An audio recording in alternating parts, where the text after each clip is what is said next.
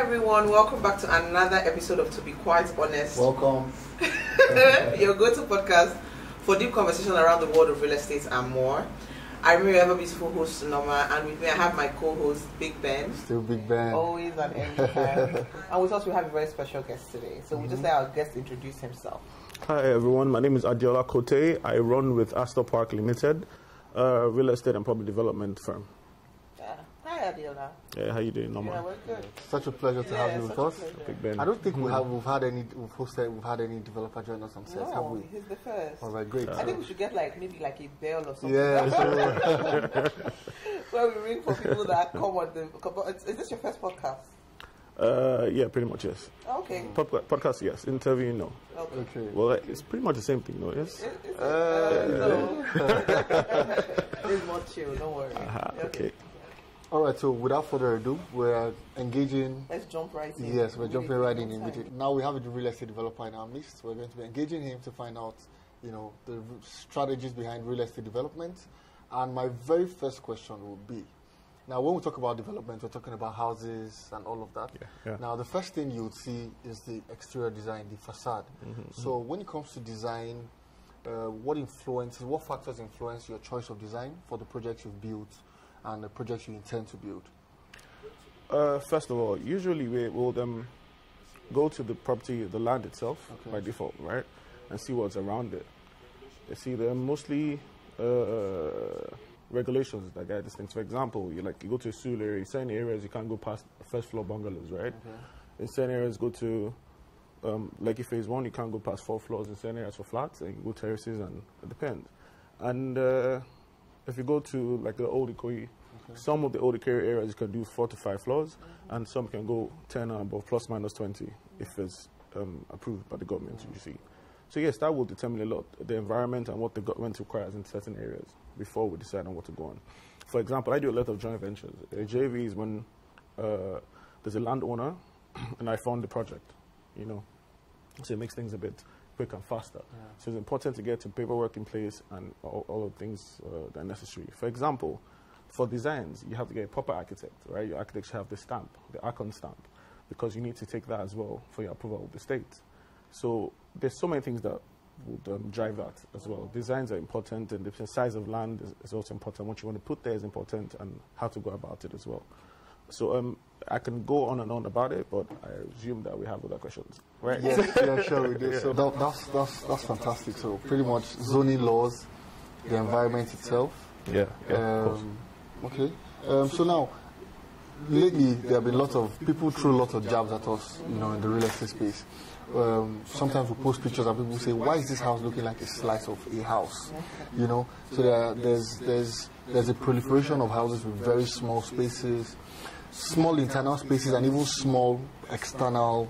Even it looks even small, on the outside. Yeah. Why would you say, in your opinion, why have we moved from having larger spaces in our houses? Because most of us grew up in houses where, we had a lot more space. You had space to play outside. Even inside the house was kind of spacious. We moved from that now to really tiny spaces. What has really... It's really tiny, so I just feel like it's just now more compartmentalized. Okay, so, so I said we'll move to smaller spaces. You said we'll move to compartmentalized. Let me give you an example. Okay, first of all, right, from the government, right, you have the minimum room requirements, 3x3, right? Okay. If you follow government requirements, the 3x3 minimum size for rooms, right? But then again, let me take you back to my mom's village is Broad Street, Lagos Island, right? My dad is full Lagos. My dad is campus, Bambushe, right? Okay. Now, if you go to those places, right, you see buildings going 2-3 floors on half a plot, right? Now, I do not see, personally, I don't think there's anything wrong with those buildings as long as the structure is good, right? It's well built. Because if we take trips out of the country, right, for example, go to England, the government houses are small, right? And our standards here are equal. You can compare them to these foreign regulations and things. So it depends on where you're going to, really. I don't see anything wrong with them as long as there's the ventilation going on, because ventilation, the minimum room is key, 3x3. From the road to the building is usually about 8 meters. The fence to the building as well is about 6 meters. So you see, if you follow these regulations, I don't think there's anything wrong with them, to be honest. I don't think so. So does it mean that many people are now going back to... So that means before now, people were not... Okay, maybe the question will be two-pronged. Did the government regulation regarding the minimum size of a room, did it change in recent times? Because before now... Then we can't say we're doing three bedrooms. Yeah, we're not doing that. No, we're not doing that. So did it change in recent times? Yes, or the commercial reasons? If I'm not mistaken, I think it came in Fashola's regime in Lagos State. Do you think it's because we had a lot of people? Do you think it's because Lagos was becoming overpopulated? So in order to maybe manage the available space. Exactly, they started saying, okay, start building smaller houses so that people are not coming and saying there's no place to. I mean, if you say smaller, affordable will be key, right? You know, so if you, yes, exactly. If you say smaller houses, right, then you need to be. For example, I tell you, the government has done really good plans, right? There's Abraham Adesoya. If I remember, it was selling as low as 2 million naira for the 3-bedroom bungalows then. And then you have the HFP one from Ebute Meta, and then the Dolphin Estate ones. I think they've done really well to make these things available. Pricing as well. You see, cost of construction is a bit of a problem. Do you understand? So that would also affect the building itself, the units when you put them in the market for sale. But these things with the government intervention, putting up more units, flats, houses, row houses, and things like that, we can solve the problems of housing. I assure you that. How do developers incorporate feedback into their development plans? Feedback. Let's make it broader. Feedback and like customer tastes that changes, from time to time. That evolves. Exactly. Evolves, exactly. Okay. That will be when you finally get a buyer for your unit. For example, I had a development some time ago. I put the kitchen on the first floor. I put the kitchen on the first floor, living room on second, and then all the third rooms. I had a family come in there and telling me that, especially the wife. The women are very particular. You know how you want you want the kitchen here. I started doing the open plan kitchen years ago because I really liked the idea. My house has the open plan kitchen as well. But then again, I see wives coming in with their husbands and saying, no, put the door here, put wall here. My room cannot be smelling. Things like that. So, certain things change. When you get pregnant, when I was pregnant, in my family house, there's the door that covers the kitchen. Yes. They close the door. I'm in my room, the door is closed. I can still smell. So imagine I was pregnant in an open plan house. Hey! No, but you see, some people like that design. Some women love it. Exactly. It was until I got pregnant that I knew that I couldn't stand it. I mean, pregnancy deferred. Of course. Of course. It was when I got pregnant I couldn't stand the smell of food.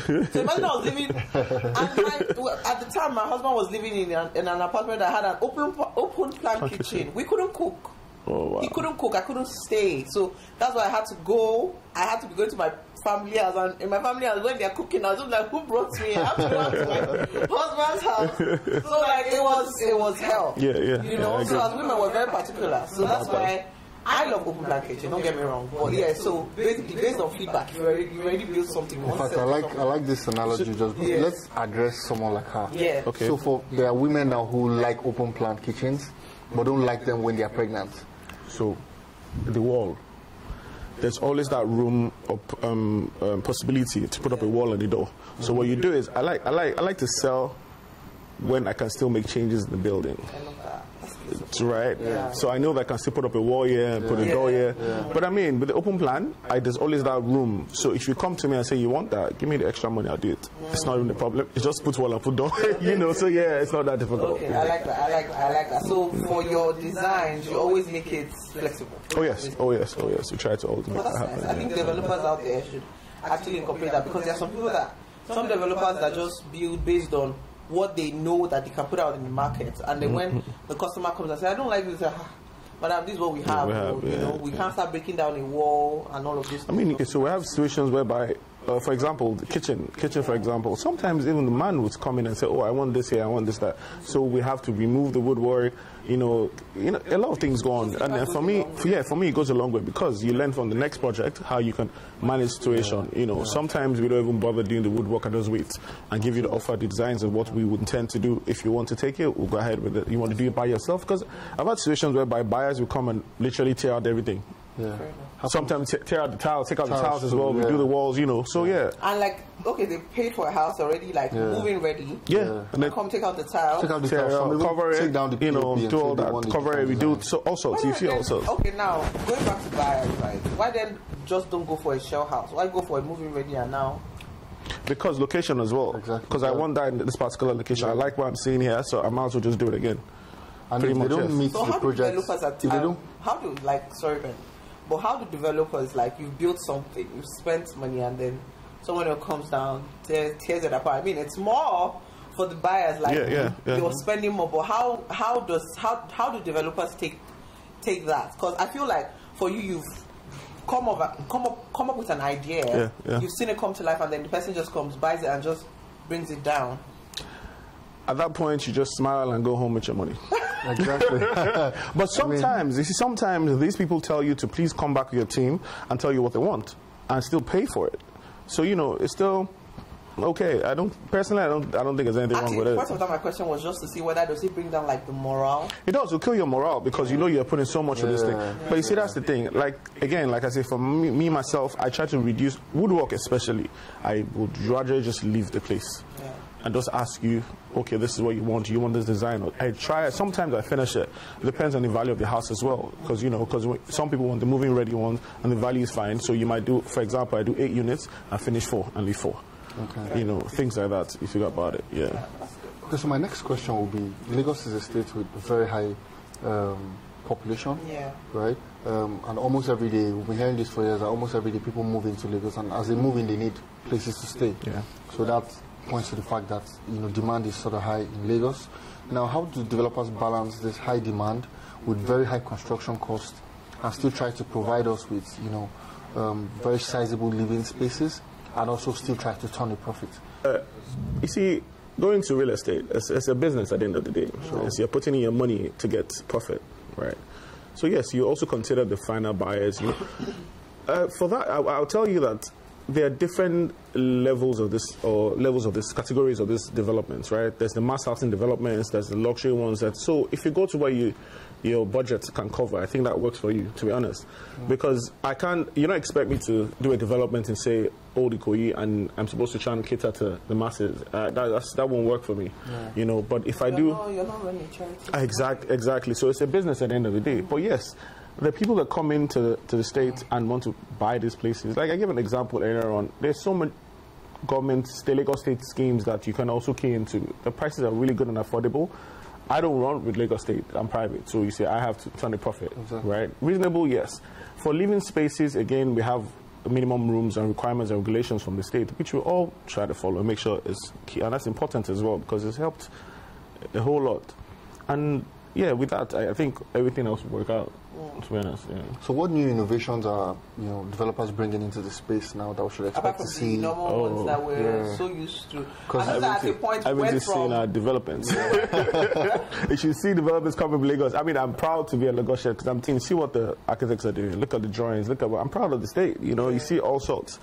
And the important thing for development is structural. Yeah. You see, and that's why you need to get your approvals, right? Yeah. When your structure is fit, your M&E follows. Architectural is first, right?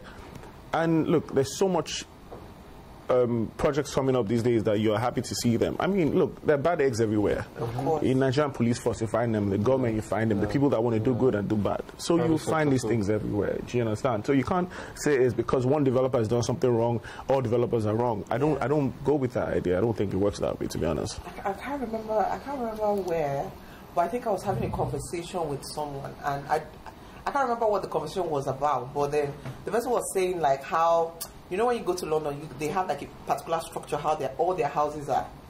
But like Nigerians, we are bringing in both London, both America. we don't have like a particular, we don't have like something that is Nigerian that we've gone from. I don't want to sound like as if I think I understand what you're saying. Like you have the council flats in England, right? And they have the section 8, like in the States, for example. I was having a conversation with somebody, and it's just like the person was just like, "There's no originality with developers in real estate." What would you have to say? I mean, you're a developer, so what would you say about that? Do you think it's true? Do you think you guys actually dub from? I mean, I feel like developers, when people come in, especially the people that are developers in real estate, they are well traveled. So whenever they come with an idea of maybe they've seen something that they like and they want to infuse it in the Nigerian. But that's nice now. You don't think it is? I don't say. I'm not saying it's not. I'm not. But saying okay, I understand what you're saying. Look at the colonial houses in Old Ikoyi, right? Yeah. They had like the line setbacks and all that. Yes, now we have such structures, but you see, but you see, we can't. I mean. Think about it. Most of the houses development started aggressively after 2000. Civilian rule came in 99. Yeah. So yes, you get different designs. This structure you're talking about, England, the council flats are there 30, 40, 50, 60 years. You know, so before they revamped them. So you can't really compare. Even we come in with Middle Eastern designs too. You know, so it's. I mean, you know, and I would also say that means we have like a buffet of yes, different kinds. We have whole housing. The market down here. The whole housing, you have 2, 3, 4 units coming. You know, so I mean, let's just say that beautiful designs coming out. I think we should also the fact that it's food designs, you know, regardless, like Nigerian developers, you guys are doing a great work, honestly. Trying. So I wanted to ask, give us an example of maybe a successful project that you've run, or Ben. Yes, I mean, I know you have like great team. You have like several developments. Oh yes, which of them would you always look back on and be like, wow, this is the one like I can't most believe proud this came of? From me. Do you understand? Yeah. So you see, like first, I'm proud of my team. Young guys are doing quite well. Are you started with? Not exactly. A couple of guys are there out. Some new guys are in. So basically, you see, I started off the back of QS partnership. My uncles found out that as well. Okay. So yes, we copied a couple of things from them, and then we started our own. But I mean, I don't do more than 8 units of terraces. First, because funding is key. I'm not trying to get stuck, you know. So I do what I can finish, and then I sell off. Do you understand? And then we have like a block of flats in Shelby Estate. I think I'm proud of all my developments, to be honest. I think we're doing a very good job. Yeah. A young team. I have my civil guys are like first class graduates and, you know, distinctions, masters. I think it boils down to just, you know, so I have a crew that is, look, these guys are, I deliver 2, 3 a.m. middle of the night. My people are working, my QS is working till late, you know. So I think I have a decent team, very good team. I'm proud of them, to be honest. You know, they make me happy, like, I'm doing stuff. I mean, I have a project in Badagry about 5-something hectares. I mean, things are moving, and I like that, to be honest with you. I have no complaints so far. And I thank the Almighty, you know, for helping us, putting us this far, you know. And, you know, I'll say he's been guiding and protecting our path all through. I mean, we've had issues along the line, which is default, right? But we're able to survive. So, yes, I'm happy about it. So my next question will be, I'm very sure a couple of our viewers are real estate, are aspiring real estate developers. I heard there's even one on set right now, you know. So I'd like you, I mean, what word you have, what message you have out there for someone who's watching? Dive into real estate. Yeah, I mean, first, I'll say to you, if you consider development, right, make sure you have funds. It's important because you don't want to get stuck. When you get stuck, you start to source for funds, and then you end up with the bank.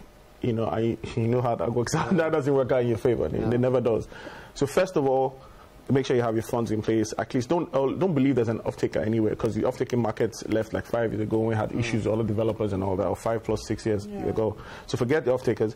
Make sure you get funds. If you can't get funds, crowdfund. Because I have a team of about 12 of us as well. We're over about almost 1 billion strong. So you can crowdfund as well, as long as you know that you're doing the right thing. It's not even a problem. Sorry, crowdfunding just works with like maybe wealthy people. Well, it depends. That also depends. You see, wealthy is one thing. Someone that is maybe just trying to start. But what's your average cost of a development?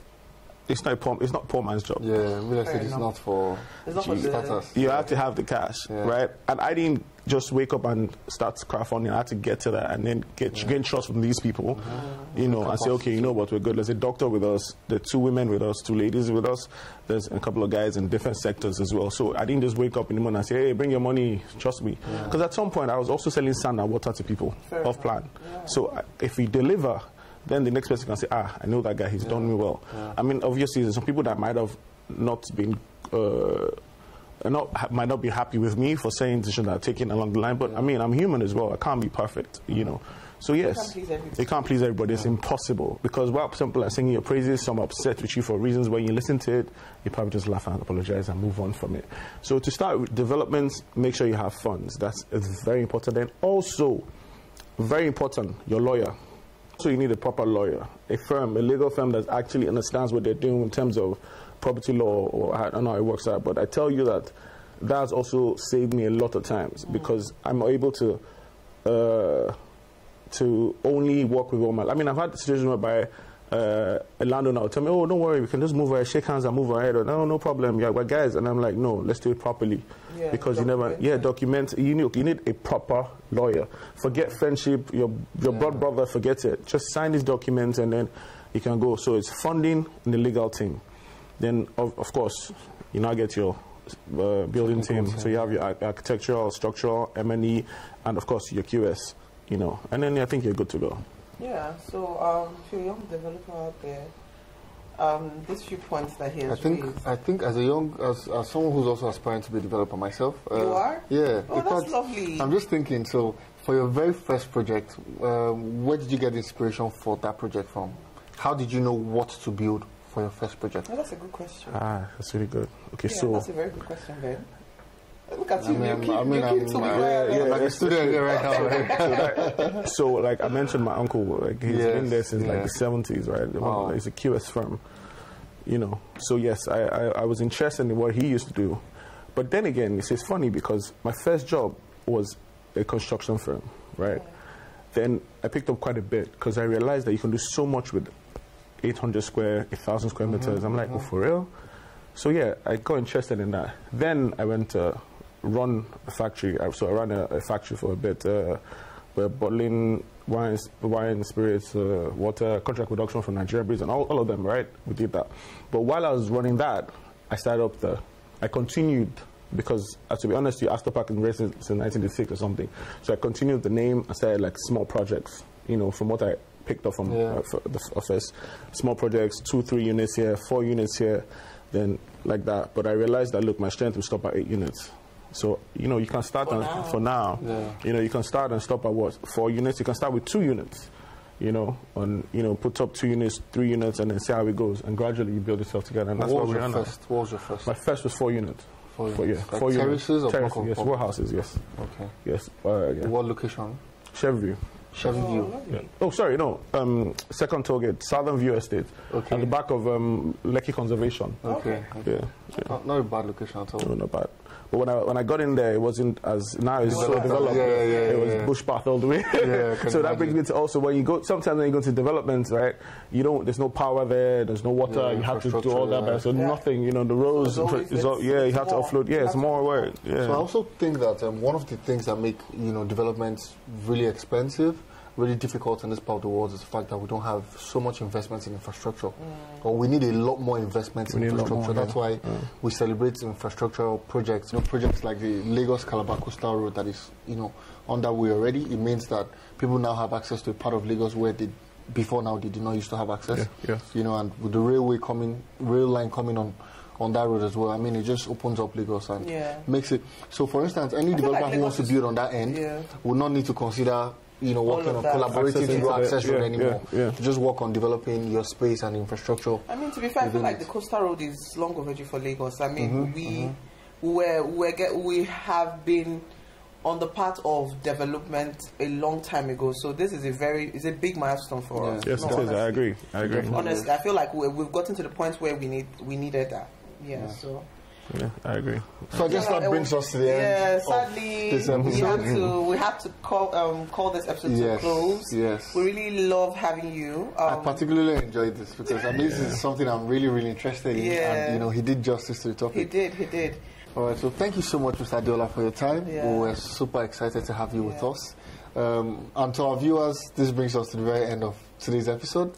It's my co-host, Noma. You asked very brilliant, very intelligent questions. Yeah, because as always. So viewers, and to our next developer, and to our Big Ben. Yeah, so we're signing out. See you on the next episode. See you guys. Bye.